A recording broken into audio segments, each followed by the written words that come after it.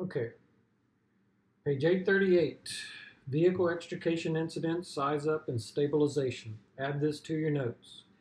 Extricating is taking apart the vehicle's components. Add that to your notes. All right, vehicle extrication, size up, and stabilization. You need to know most rescues involve extricating a trapped victim after a motor vehicle accident. To perform a safe, effective extrication, you must be able to, and know some of these, perform a scene size up, access the need for extrication, stabilize the vehicle, secure the vehicle's electrical system, recognize different types of passenger safety systems, and determine the best way to gain access to the victims and perform the correct type of extrication based on the vehicle type and condition. So vehicle incident size up. Add this to your notes. Vehicle incident size up is key to an effective extrication. Key to an effective extrication. First step of extrication operation.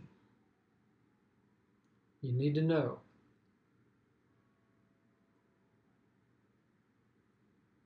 Careful assessment of the scene is necessary. Well, let's back up because it's not mentioning it here, but you're going to need to know this. First step to a vehicle extrication operation is to size up the incident. Size up the incident. Make sure you have correct PPE, also with a reflective vest. So size up the incident, first step, correct PPE, reflective vest.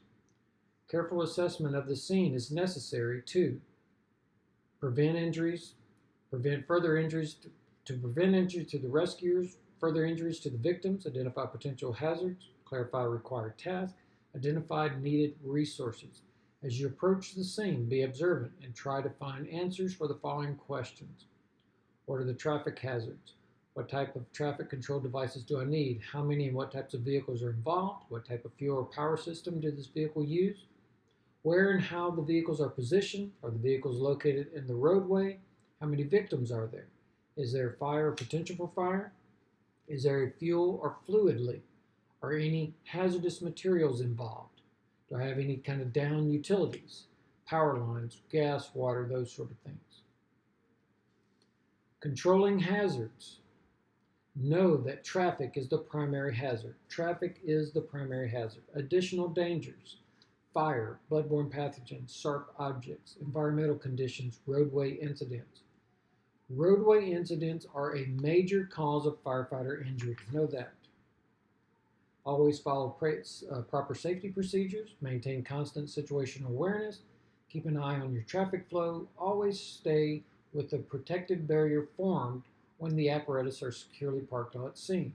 Apparatus should be parked so that they form a protective barrier between the scene and oncoming traffic from all directions. This is serious, guys. Take this seriously. Whether you're on the ambulance, whether you're on the engine, traffic hazards are serious. There are times where people just don't pay attention to what's going on out there. It wasn't that long ago we had a police officer who was killed from a traffic stop. So the same thing goes for us. So make sure you are protecting yourself, wearing the right reflective vest and your PPE. You might have signs and cones. You might have to deploy signs, some cones to detour the traffic. Make sure that law enforcement provides additional traffic control. So definitely getting on scene and asking for law enforcement for traffic control is important. And here's one right here. Always wear your reflective vest at all times unless you're directly involved in the firefighting or extrication. Fire. Extinguish any open flames immediately. Know that. Isolate spilled fuels and other ignition sources before addressing other operational concerns. Know that. Other ignition sources could be the batteries, undeployed airbags, down power lines, energy absorbing struts.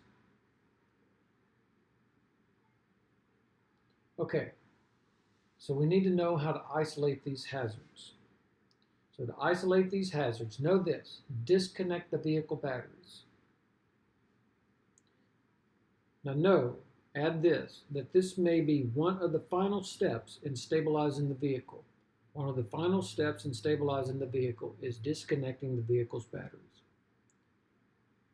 Deactivate undeployed airbags, cordon off down power lines, or ground level transformers. Protect shock absorbers and struts from excessive heat. Remove all trim to expose components such as safety resistant restraint systems. It's called peel and peek. Pull the plastic off so you can see what's behind the metal.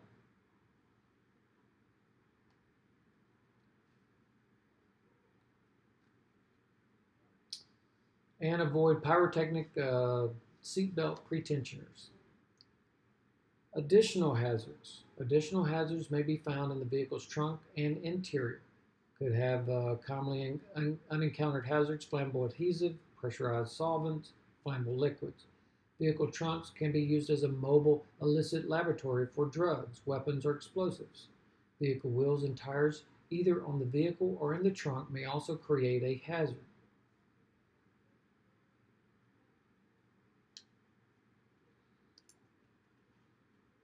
Okay, we need to know that alloyed wheels made with magnesium, they are also known as mag wheels.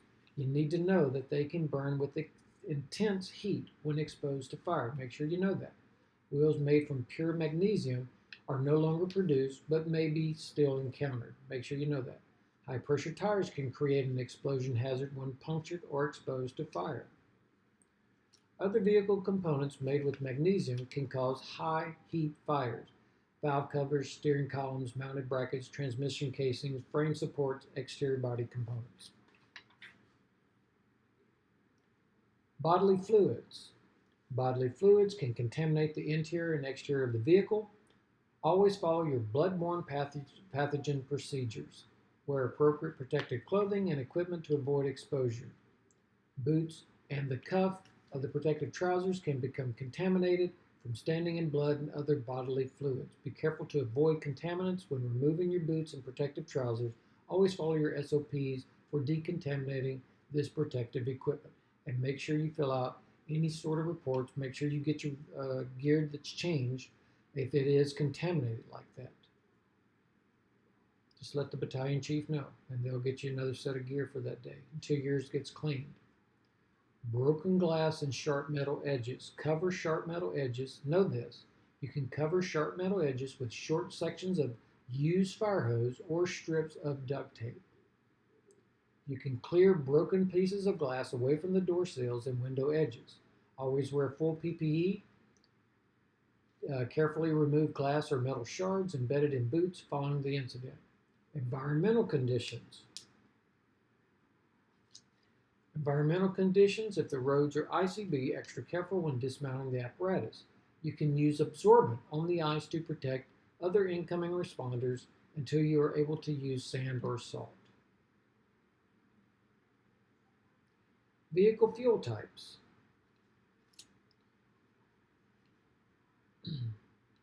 During size up, you must determine the type of fuel system in the vehicles you are approaching. Know that. You do need to know that the most common conventional fuels are going to be still gasoline and diesel. Make sure you know that.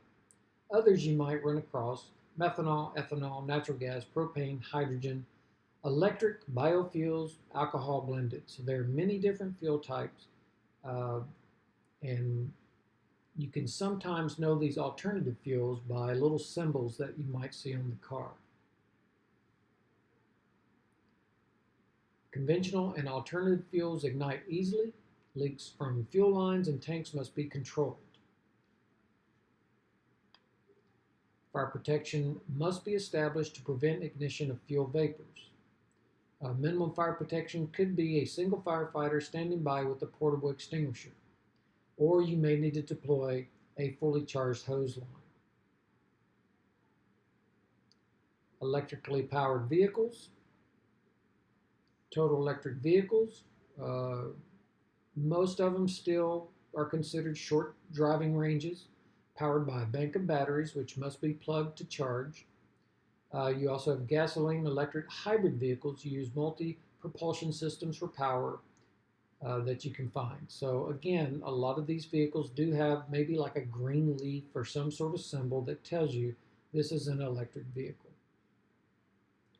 Vehicle electrical systems of conventional fuel vehicles stores and delivers the electricity needed to start the engine and power and operate components such as air conditioning, radios, power windows, power seats.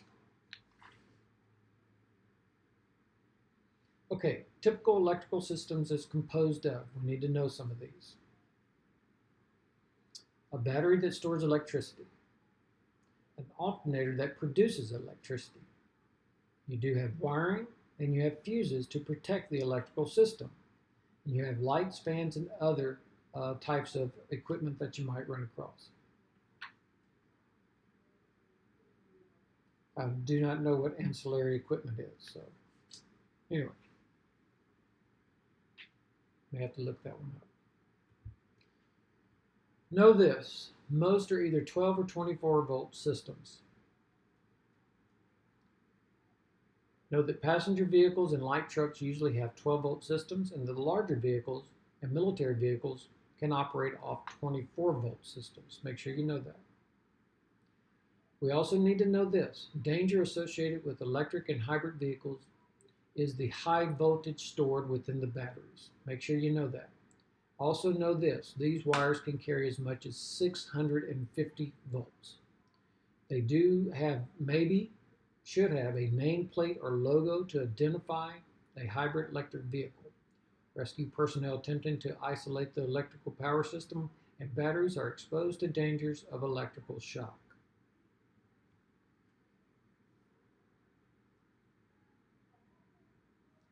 To assist emergency responders in recognizing high voltage power wires, we need to know this. Most hybrid vehicles have wiring that is color-coded orange and covered with an orange shielding or orange tape. The orange is what's telling us this is high voltage. Car manufacturers produce emergency response guides should have quick reference information on their vehicle's electrical system. Internet search can make a model of the vehicle, plus the term emergency response guide will locate an online version of the guide. Now, these systems, we already said, 650 volts. And also know that these systems can also hold a charge up for 60 minutes. Can hold a charge up to 60 minutes. 60. HID lighting systems.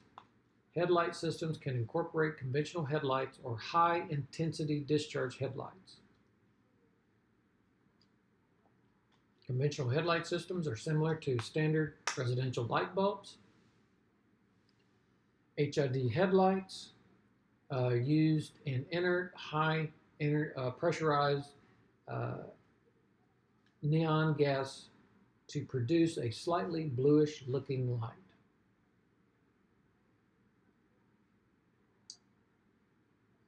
Let's see. Colorless, odorless, non-toxic. Inside a small sealed bulb, up to 3 times brighter than the more common halogen lights, operate on high voltage, however the amperage is low. I'm not going to spend much more time on this. Let's go down to assessing the need for extrication. Assessing the need for extrication. Before beginning extrication, the entire scene must be thoroughly assessed. The immediate area around the vehicles, a crew member must assess the condition and position of the vehicles, determine the extrication task that may be required, and note any hazardous conditions. So there's some of those that we do need to know. We need to know the crew member must assess the condition and position of vehicles. The crew member needs to determine the extrication task that may be required, and note any hazardous conditions. Make sure you know that. Meanwhile, other crew members survey the entire scene, checking for other involved vehicles. So know this, the other crew members check for other involved vehicles, victims who may have been ejected, damage to structures or utilities, or other circumstances that require special attention. So that's what the other crew member might be doing.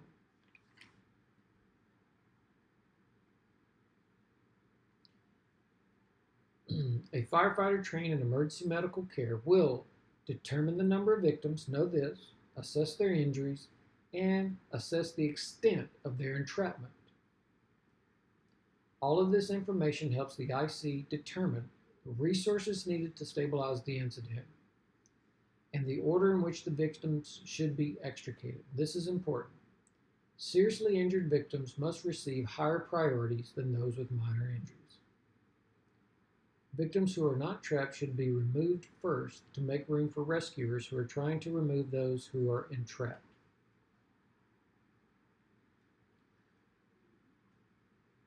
The report should also include type of accident such as rollover, head-on, or side impact. These are some questions that are going to be asked, especially from the hospital as you transport. They're going to want to know speeds, were they wearing their seatbelt, were they extricated, was it a rollover, a head-on, those sort of things. They're going to want to know that. Other identifiers that assist hospital emergency room staff and determine likely injuries. Stabilizing the vehicle. Let's add this. Stabilizing the vehicle, add maximizing the area of contact between the vehicle and the ground. Maximizing the area of contact between the vehicle and the ground. Once the scene has been assessed, the vehicle must be stabilized. Always use wheel chocks, cribbing, lifting devices, or tension buttress systems to support key points between the vehicle and the ground. The goal, prevent the vehicle from moving unexpectedly because movement can cause severe injury to victims and the rescuers. If the vehicle's mechanical systems are operable, they can be used to supplement the wheel chocks. If possible, shift the automatic transmission to park or put the manual transmission in first gear. Engage the parking brake, turn off the ignition.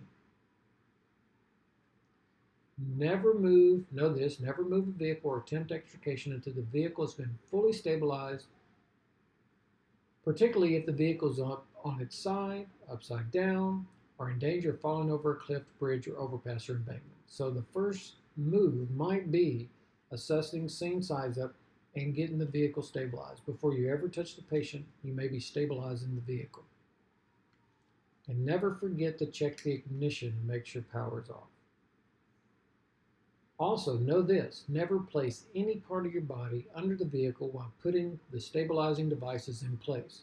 If you're sliding the stabilizing, the cribbing, underneath the vehicle, what you need to use to slide it in the vehicle is your axe or a Halligan tool.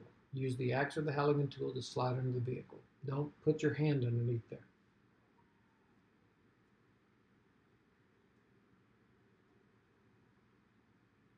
Using wheel chocks.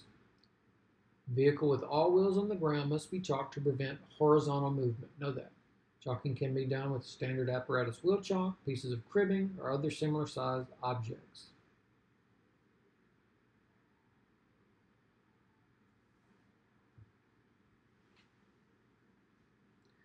Also, we're going to add to this, put your wheel chocks in both directions. Wheel chocks in both directions.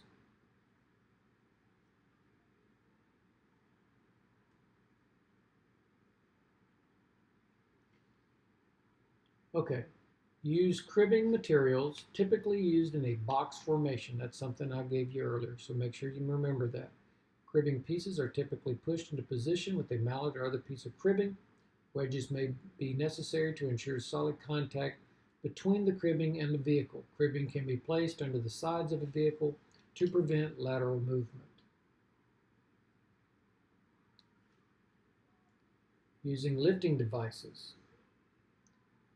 We need to know that lifting jacks and pneumatic lifting devices are used to, know this, raise a vehicle that is on its roof or side, support the frame of the vehicle, gain access to the interior, lift an object that is resting on the vehicle. Make sure you know that. Advantages of using lifting jacks can be adjusted to the required height, may be inserted into tight spaces. Disadvantages may be time consuming to set up and compare other options. may limit access to the vehicle, may shift, allowing the vehicle to move. Pneumatic lifting bags and cushions can temporarily stabilize the vehicle. Because jacks and lifting bags and cushions can be damaged or jarred loose, solid cribbing must be used to supplement them. Make sure you know that. Using struts and tension buttress systems. When the vehicles are found upside down, on their side, or on a slope, rescuers may need to use more complicated methods to stabilize the vehicle. Cribbing, ropes, webbing, chains, and winch cables. So secure the ropes, webbing, or chains between the frame of the vehicle and a secure object such as a tree. You can use the cable to winch on a fire apparatus or tow truck to secure the vehicle. Winch cables under tension can be dangerous if they break. Ensure that the cables, chains, webbing, ropes have a safety margin in excess of the secured weight.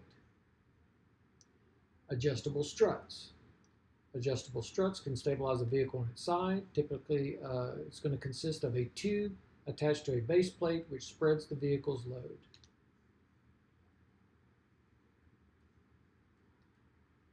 The lower end of the tube houses another tube that telescopes out. The series of holes runs down the side of both tubes and a pin can be inserted. Any space remaining between the top of the tube and the bottom of the vehicle can be tightened up with a jack. This is what we carry now, is we carry the adjustable struts on most of the vehicles that have rescue equipment. The buttress systems can be something that you might find. Rescue might still carry some of that. Okay, the tension buttress systems do need to know this. Created using one or more struts and a ratchet device.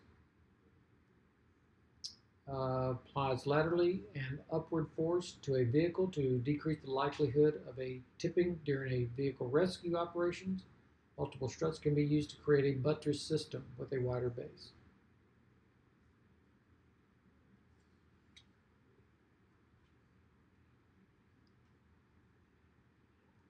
The goal, create a stabilizing triangle. Know that. Create a stabilizing triangle.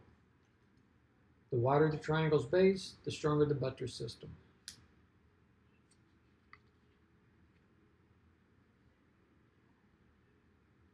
Securing the electrical system. Just making sure I'm not missing anything.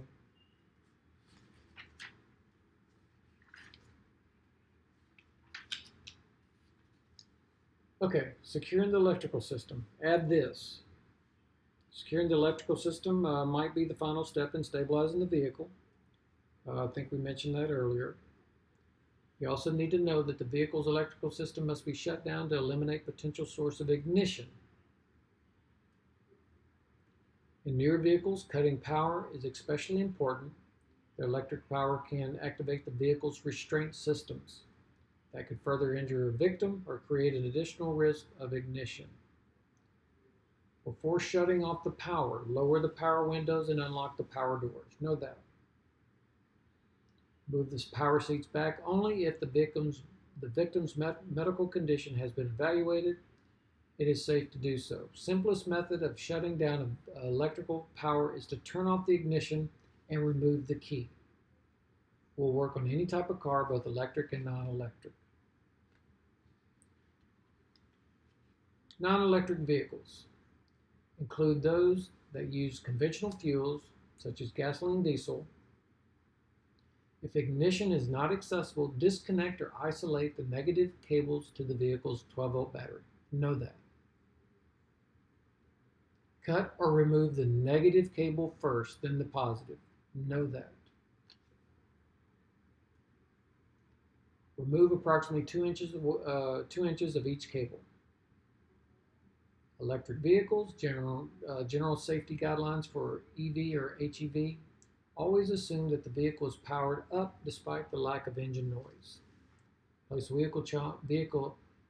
the wheel chocks in front and behind the tires to prevent unexpected vehicle acceleration.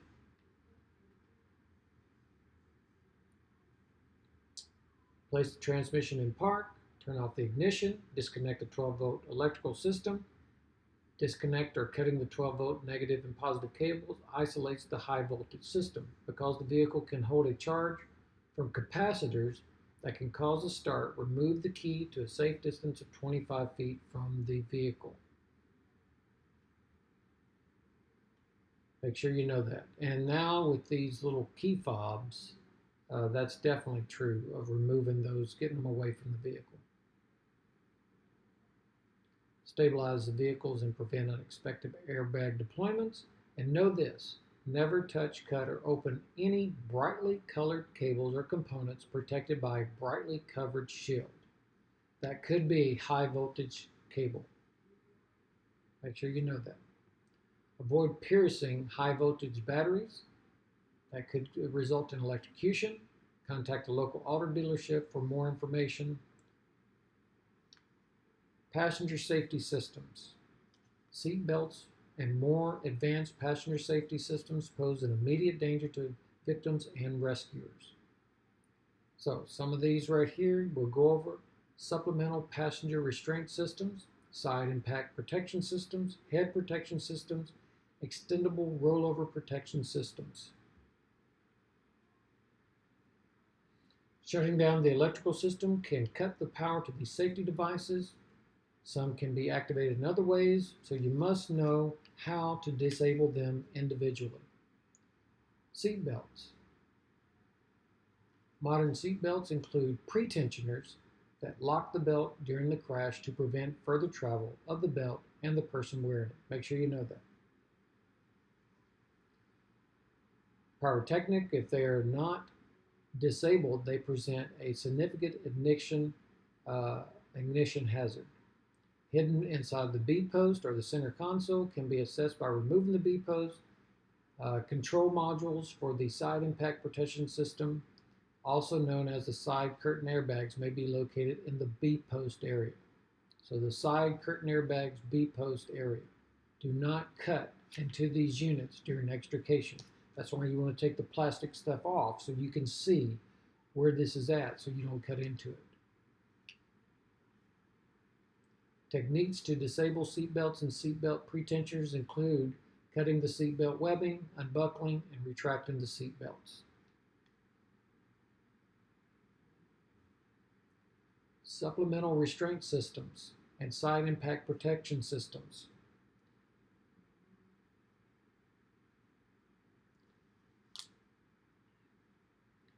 You need to know that they are commonly called airbags or side curtain airbags. The extrication or firefighting operations may trigger these airbag systems. You need to know that they could deploy up to 200 miles per hour, generating potentially lethal force. So make sure you know all that. In some cases, rescuers have been ejected from a vehicle after its airbags deployment. Always wear protective equipment. Be careful when working in or around vehicles with airbag systems. And something I mentioned earlier, systems could have reserve energy up to 60 minutes. 60 minutes. I gave you that earlier. The SIPS restraints are often mechanically operated, so disconnecting the battery will not disable them. If you accidentally apply pressure to the system's mechanical sensors, the airbags may deploy. The head protection systems. Make sure you know this. During a side impact collision, the head protection systems deploy airbags from just above the top of the door frame. Make sure you know that. Two main types, window curtains and inflatable tubes. Window curtains automatically deflate shortly after deployment. Inflatable tubes do not.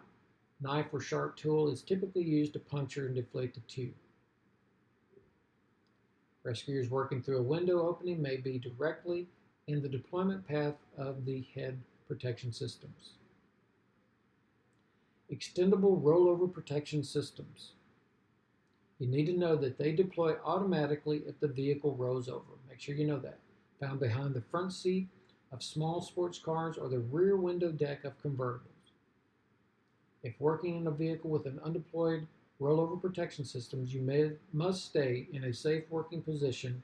Accidental deployment can cause serious injuries. To disable these devices, power down the vehicle as soon as possible. In some cases, they may have to be deployed intentionally to prevent them from being a hazard during extrication. Okay, we are very close. We're going to take one more little break, and then we're going to wrap it up.